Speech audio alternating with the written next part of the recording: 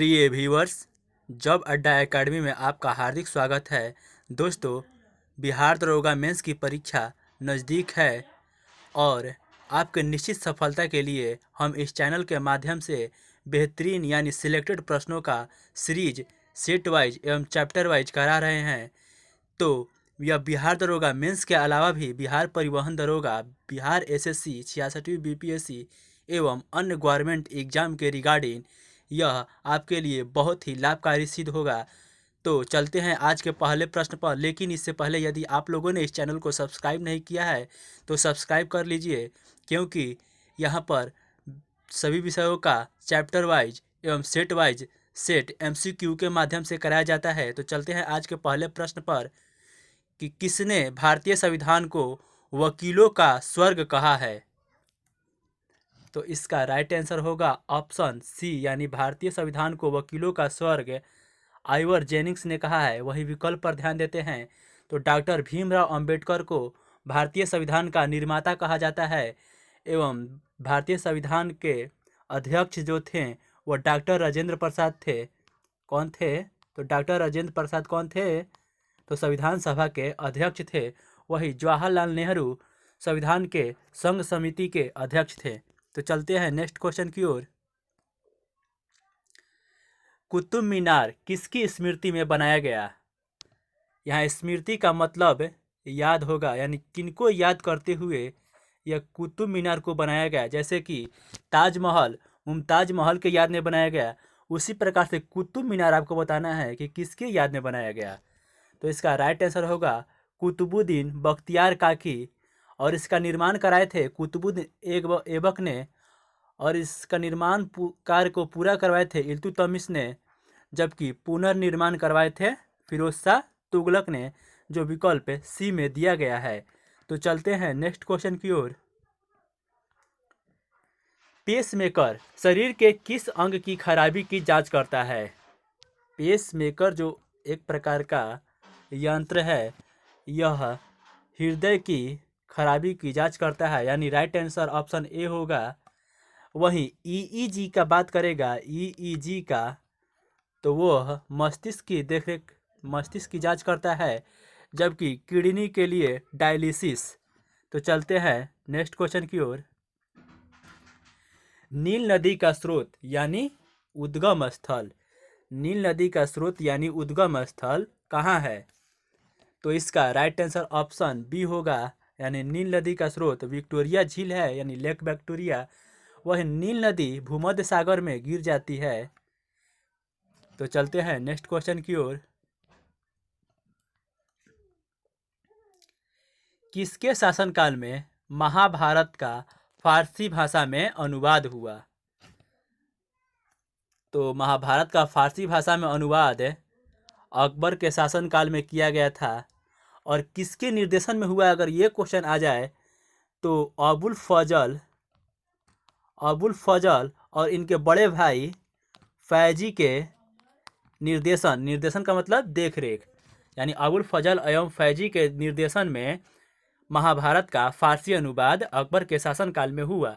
और महाभारत का फारसी अनुवाद जो है वो रज्मनामा के नाम से जाना जाता है। ये ध्यान दीजिएगा आप लोग कि महाभारत का फारसी अनुवाद किस नाम से जाना जाता है, तो रज्मनामा के नाम से जाना जाता है। तो चलते हैं नेक्स्ट क्वेश्चन की ओर। भारतीय संविधान की प्रस्तावना में धर्मनिरपेक्ष शब्द यहाँ किस छूट गया है कि धर्मनिरपेक्ष शब्द किस संविधान संशोधन द्वारा जोड़ा गया? तो इसका राइट आंसर ऑप्शन ए होगा, यानी 42वां संविधान संशोधन के तहत भारतीय संविधान के प्रस्तावना में धर्मनिरपेक्ष शब्द को जोड़ा गया। और यह 42वां संविधान संशोधन 1976 में हुआ था, और इसी संविधान संशोधन के तहत अखंडता शब्द को भी जोड़ा गया था। जबकि 44वां संविधान संशोधन की बात करें तो ये 1978 में हुआ था, और इसी संविधान संशोधन के तहत संपत्ति के अधिकार को मूल अधिकार की श्रेणी से हटा दिया गया। जबकि 61वें संविधान संशोधन के तहत मतदान की आयु को 21 वर्ष से घटाकर 18 वर्ष कर दिया गया। तो चलते हैं नेक्स्ट क्वेश्चन की ओर। बीसीजी का टीका नवजात शिशु को कितने दिनों के भीतर लगाना चाहिए? बीसीजी यानी इसका फुल फॉर्म होता है बैसिलस कॉमेट ग्वारिन। तो इसका राइट आंसर होगा ऑप्शन बी यानी बीसीजी का टीका नवजात शिशु को 7 दिन के अंदर लगाना चाहिए। यहाँ ध्यान देने योग्य बातें हैं कि जितने दिनों के अंदर बीसीजी का टीका लगाया जाता है नवजात शिशु को उतना ही कारगर सिद्ध होता है। यानी जन्म के तुरंत बाद लगाया जाएगा तो और कारगर सिद्ध होगा।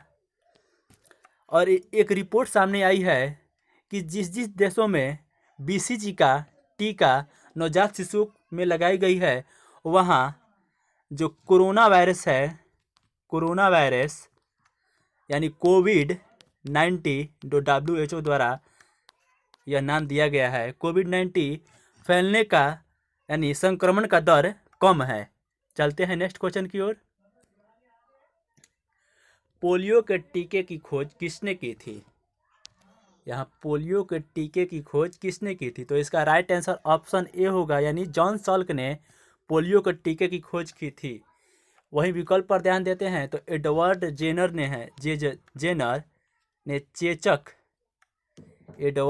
ने चेचक के टीके की खोज की थी, जबकि लुइस पास्चर ने पाश्चुरीकरण एवं रेबीज के टीके की खोज की थी एवं रॉबर्ट कोच ने कोशिका की खोज की थी। तो चलते हैं नेक्स्ट क्वेश्चन की ओर। प्रसिद्ध कुंभ मेला का प्रारंभ का श्रेय किसे दिया जाता है? यानी कुंभ मेला जो प्रारंभ हुआ वो किसके द्वारा शुरू किया गया? तो इसका राइट आंसर होगा ऑप्शन सी यानी चंद्रगुप्त द्वितीय के द्वारा। वही विकल्प पर ध्यान देते हैं तो जो श्रीगुप्त है ये गुप्त वंश के संस्थापक है एवं चंद्रगुप्त प्रथम जो थे वो गुप्त संवत की शुरुआत 320 ईस्वी में किए थे। तो चलते हैं नेक्स्ट क्वेश्चन की ओर।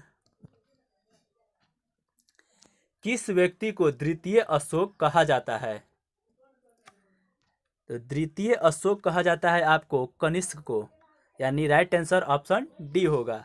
और कनिष्क ने ही 78 ईस्वी में शक संवत की शुरुआत की थी। आपको कमेंट बॉक्स में कमेंट करके बताना है कनिष्क के राज्य की राजधानी कहाँ थी। तो चलते हैं नेक्स्ट क्वेश्चन की ओर। किस चीनी यात्री को वर्तमान शाक्य मुनि और यात्रियों में राजकुमार कहा जाता है? यानी वर्तमान शाक्य मुनि और यात्रियों में राजकुमार किस चीनी यात्री को कहा जाता है? तो इसका राइट आंसर होगा ऑप्शन बी यानी हेनसांग को। और हेनसांग जो थे वो हर्षवर्धन के शासनकाल में भारत आए थे। और फहियान जो थे ये भी चीनी यात्री थे, वो चंद्रगुप्त द्वितीय के शासनकाल में आए थे।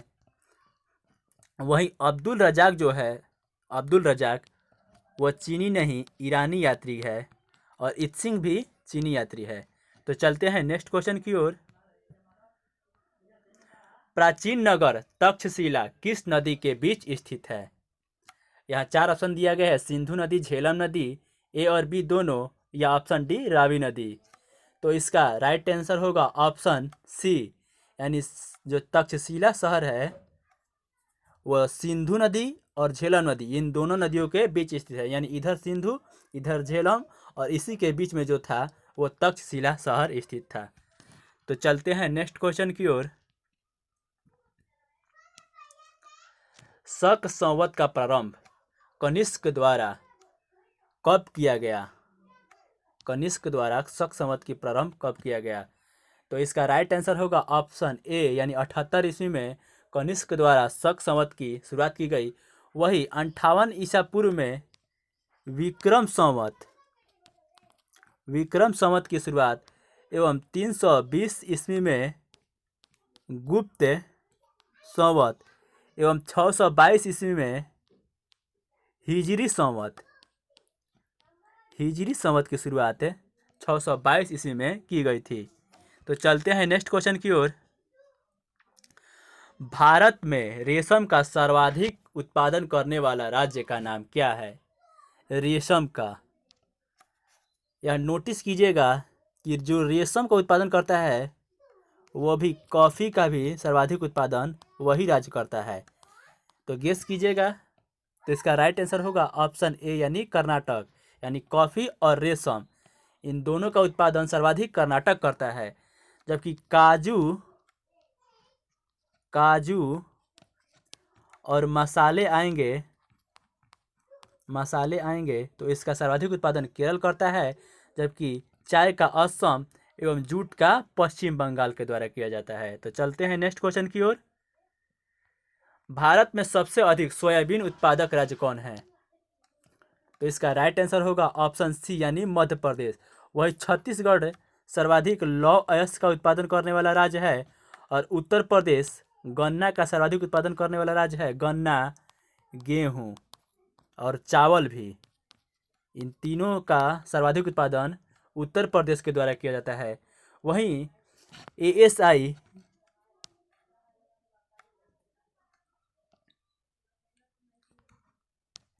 यानी आर्कियोलॉजिकल सर्वे ऑफ इंडिया की एक रिपोर्ट आई है, जिसमें सर्वाधिक ग्रेफाइट के अवक्षेप अरुणाचल प्रदेश में पाए गए हैं।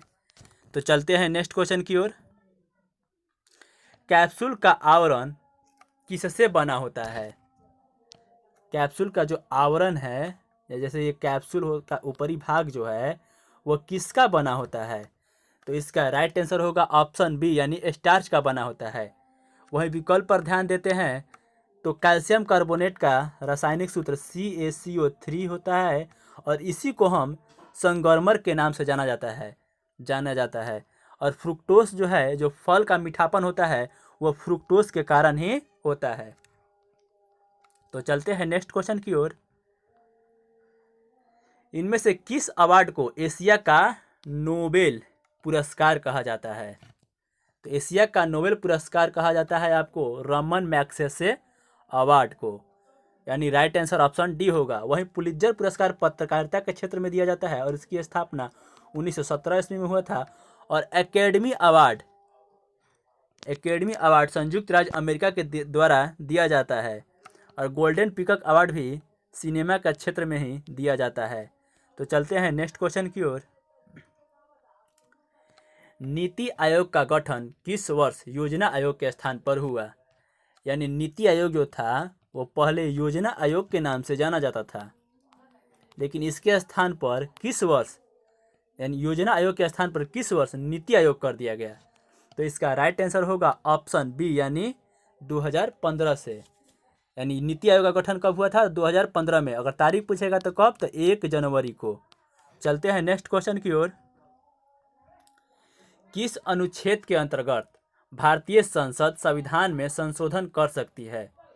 यानी संविधान संशोधन प्रक्रिया जो है वो किस अनुच्छेद में दिया गया है? तो इसका राइट आंसर होगा ऑप्शन ए यानी अनुच्छेद 368 के तहत। वहीं विकल्प पर ध्यान देते हैं तो अनुच्छेद 61 के तहत ही राष्ट्रपति पर महाभियोग की प्रक्रिया लगाई जाती है। अनुच्छेद 61 के तहत राष्ट्रपति पर महाभियोग की प्रक्रिया लगाई जाती है, जबकि राष्ट्रीय आपातकाल अनुच्छेद 352 के तहत और वित्तीय आपातकाल अनुच्छेद 360 के तहत लगाई जाती है। तो चलते हैं नेक्स्ट क्वेश्चन की ओर। मौर्य काल में शिक्षा का सर्वाधिक प्रसिद्ध केंद्र कौन था? तो मौर्य काल में शिक्षा का सर्वाधिक प्रसिद्ध केंद्र जो था वह तक्षशिला था। यानी राइट आंसर ऑप्शन डी होगा। वहीं विकल्प पर ध्यान देते हैं तो गुप्त काल में शिक्षा का सर्वाधिक प्रसिद्ध केंद्र नालंदा था, एवं पाल काल में विक्रमशिला एवं शेर शाह सूरी के शासनकाल में कन्नौज जो था वह शिक्षा का प्रसिद्ध केंद्र था। तो आज के लिए बस इतना ही। अगर वीडियो से आपको थोड़ा सा भी लाभ हो तो वीडियो को लाइक करें एवं चैनल को सब्सक्राइब करें एवं अपने दोस्तों में भी शेयर करें। Thank you.